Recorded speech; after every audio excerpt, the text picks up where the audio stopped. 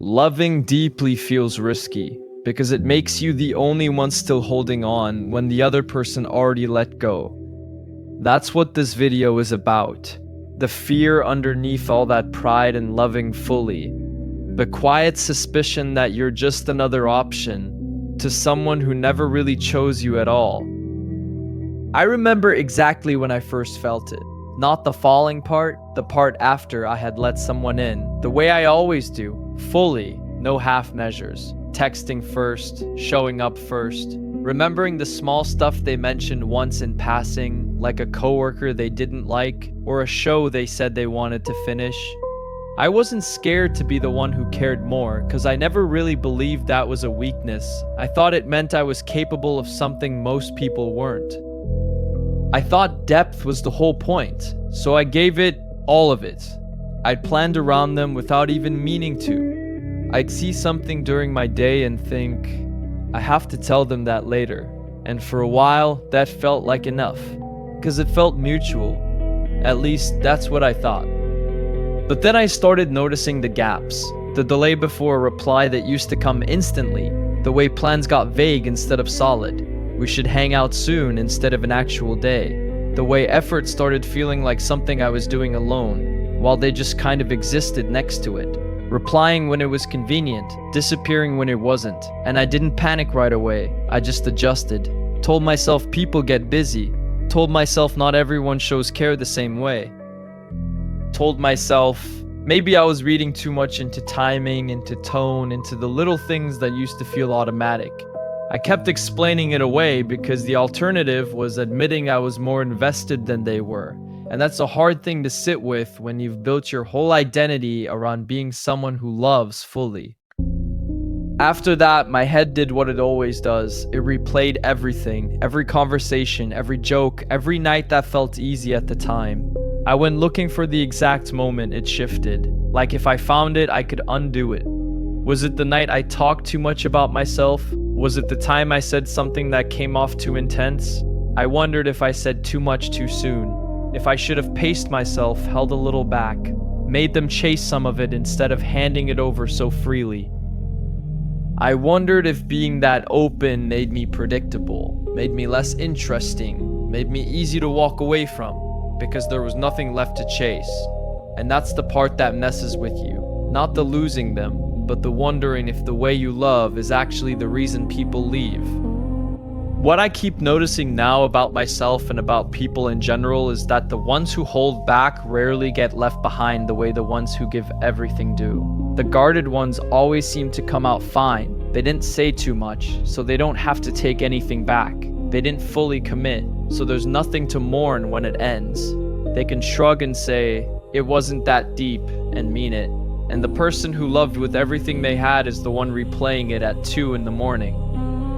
Wondering what they did wrong, when really the only thing they did wrong was believe someone else valued depth the same way they did. And honestly, that's just what it's like right now for a lot of people. Everyone's got somewhere else to be, someone else texting them, some other option sitting in their back pocket just in case this one doesn't work out. So people hedge, they stay vague on purpose, they keep things casual long after casual stop making sense, because casual protects them if it doesn't work out. They say things like, let's just see where it goes, and mean, I'm not ready to lose other options yet. And the people who don't hedge, the ones who just go all in without keeping score, end up looking naive for it. Like they didn't get the memo that everyone's supposed to be a little detached now, a little unbothered, a little unreadable. I think about how normal it's become to reward the person who cares less. You see it everywhere. The one who texts back slow gets called mysterious. The one who's honest about missing someone gets called too much. The one who commits early gets called desperate. Like wanting something real is a character flaw instead of just, basic honesty about what you feel. I've watched friends do this too, hold back on purpose, act less interested than they are. And somehow, that gets rewarded instead of punished. And it does something to you when you watch that over and over. It makes you start questioning whether loving deeply was ever actually the right move, or if you were just handing people a blueprint for how little effort they could get away with. There's a specific kind of tired that comes from being the one who always initiates. Not tired like sleepy, tired like you've been carrying something by yourself without realizing how heavy it was. I used to think that if I just kept showing up consistently, eventually it would even out. Eventually they'd meet me where I was. I'd tell myself, just give it more time. People warm up slow. Some people just aren't naturally expressive. But consistency doesn't create depth in someone who is never planning to go there. It just buys you more time standing in the same spot, waiting, checking your phone, telling yourself it's fine. And the scary part isn't even losing that specific person, it's wondering if this is just how it's gonna go every time. If loving fully just means signing up to be the one who gets left holding it. I used to think that fear was proof I should hold back next time, protect myself, keep some part in reserve just in case. But then I'd catch myself already halfway attached to someone new, already explaining away their delays, already doing the same thing again. 'Cause it is what it is. That's just how I love. And pretending otherwise never actually worked. No matter how many times I told myself this time I'd play it different. What gets me is how normal it feels to accept less. Now you convince yourself that half attention is just how things are done. That inconsistency is just personality, that if someone likes you, they'll show it eventually, so you just keep waiting for eventually to show up. Like it's a scheduled thing, like it's coming, and meanwhile you're the one still fully present, still fully invested, still remembering the small stuff, while they're somewhere between interested and just passing time. And you can feel that difference even when you don't want to admit it out loud. So you start asking yourself the same question on repeat, quiet, almost embarrassed to say it. Is it me? Is there something about the way I love that makes me easy to underestimate? Did I make it too easy, too early, too obvious? Did I give them the ending before they even earned the beginning? And you sit with that question longer than you probably should, because there's no clean answer, just the replaying, just the wondering. Just that specific ache of caring about someone who was never fully caring back the same way and never really planning to. And that question does something to you over time. It doesn't just sit there quiet, it starts rewriting how you see yourself. You start thinking your worth is tied to how much someone reacts to you. Like if they don't chase you back, you weren't worth chasing in the first place. You start measuring your value by how fast someone replies, how excited they sound in a text, how much effort they match you with, instead of just knowing your value on your own terms, separate from all that. And that's the dangerous part, because worth was never supposed to work like that. It's not something someone else hands you based on how invested they feel that week, or that month, or whenever they finally decide to show up. But when you're in it, you don't see that clearly. You just feel small every time someone doesn't meet you where you are. And you start shrinking yourself to make sense of it, telling yourself maybe I wasn't that important to begin with. Maybe I built this up in my head. Maybe I'm just someone who feels things too much and calls it connection when it was never that serious to them in the first place. I think about this one time, a while after all that, when I met someone new and caught myself doing this thing I didn't even notice at first. I held back a text I wanted to send. I had something small to tell them. Nothing big, just something that reminded me of a conversation we had. And normally I would have just sent it right away. But I waited an extra hour, not because I was busy, but because some part of me thought, don't be the one who cares first this time. And it felt weird. Like I was performing someone I wasn't. Like I was watching myself from outside my own body, calculating instead of just feeling. And I remember sitting there thinking, is this what I have to become now? Is this the trade I have to make to not get hurt again? Because it felt like the two options were either get left behind for caring too much or turn into someone who calculates every move so they never feel that exposed again. And neither one of those felt like me. One felt like getting hurt on repeat. The other felt like losing the actual thing that made me want connection in the first place, which is honestly the part I never wanted to lose. I also remember catching myself doing the math on other things, like counting how many times I texted first versus them, actually counting it in my head like it was some kind of scoreboard, or noticing I was the one who suggested plans every single time and wondering if I just stopped suggesting. Would they ever bring it up themselves, or would the whole thing just quietly stop existing? I never actually tested it because some part of me didn't want the answer. It's easier to keep initiating and tell yourself it's fine than to stop and find out nobody was gonna fill that space if you didn't. But here's what I understand now, and it took a while to actually land, longer than I expected, honestly.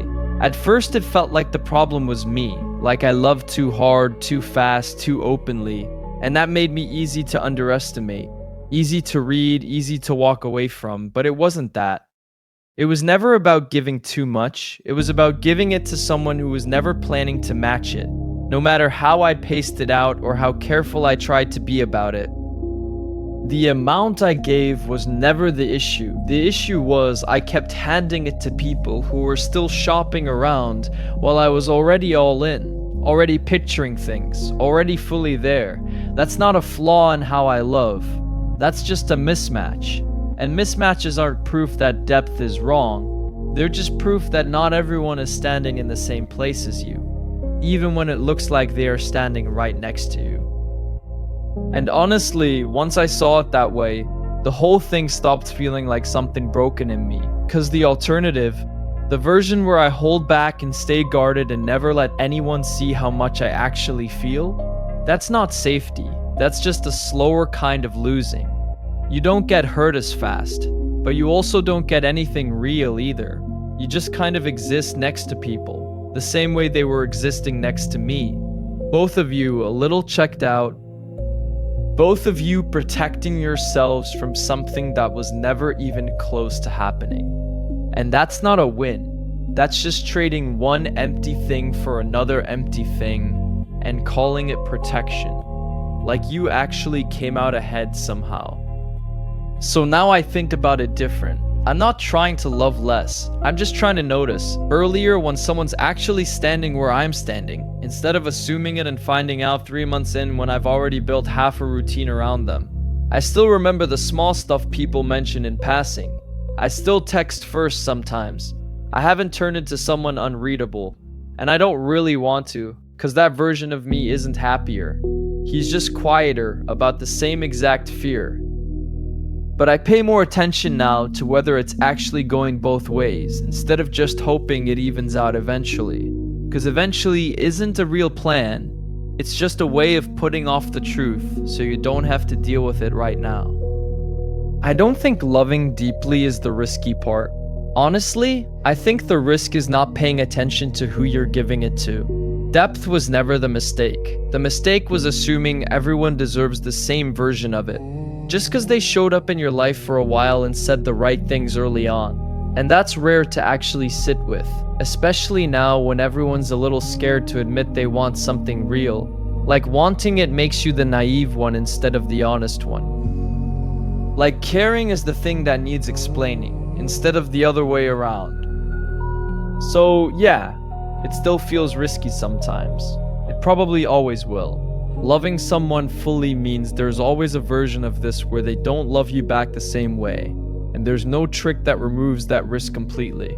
No amount of pacing yourself or holding back that guarantees anything, but I'd still rather feel it fully and be wrong sometimes than spend my whole life holding back just so I never have to feel foolish. 'Cause at least when I'm all in, I know exactly who I was. I wasn't guessing, I wasn't hedging, I wasn't performing distance to protect some part of myself that I was scared to lose. I was just there, fully. And if that's not what someone wanted, that's not proof I loved wrong. It just means it wasn't the right place to put it, and that's a hard thing to accept, but it's true. I don't really have some clean ending for this one. I still think about that gap between how much I gave and how much came back. And I still wonder sometimes if I'll ever stop noticing it so fast. If I'll ever stop counting without meaning to. But I'd rather notice it fast and walk away early than convince myself half of something is enough. Just cause I'm scared of being alone with all this feeling. It is what it is. I just want it to land somewhere real one day. That's honestly all I'm still waiting on.